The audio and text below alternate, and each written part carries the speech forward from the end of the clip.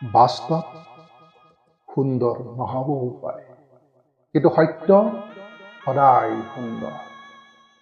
বাস্তৱ আৰু সত্যৰ মাজত যি আস্থাৰ জন্ম হয়, সেয়াই হৈছে সমৰ্পণ। কবিতাৰ শিৰোনাম সমৰ্পণ। মইতো অভিমান কৰিব নোৱাৰো আহানা বুলি, তোমাক ক'বও নোৱাৰো বুকুখন বিষাইছে বুলি। হয়তো কবিতা কবিতা লগা কেইটামান কথা, হয়তো মনৰ দুখ পাতলাবলৈ কেইটামান শব্দ। তুমি কুশলে আছানে?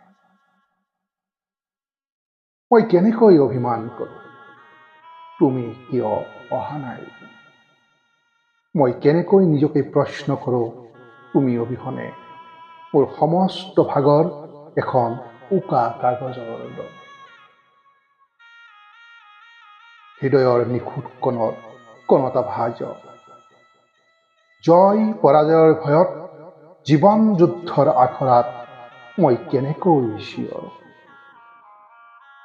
এটা বিশ্বাসৰ অপমৃত্যুৰ আগতে ফলক এখন আঁৰি, ভাল মানুহজন মৰি থাকিল বুলি।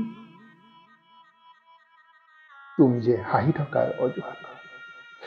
হাঁহি থকাৰ অজুহাতত নতুনকৈ জি উঠাৰ বিনিময়ত এটা বিশ্বাসৰ মৃত্যুত মোৰ চৰিত্ৰক পুনৰ এবাৰ নাঙঠ কৰি, মোৰ মৃত্যুৰ পিছত সেটোপাল সঁচা চকুৰ বিচাৰি।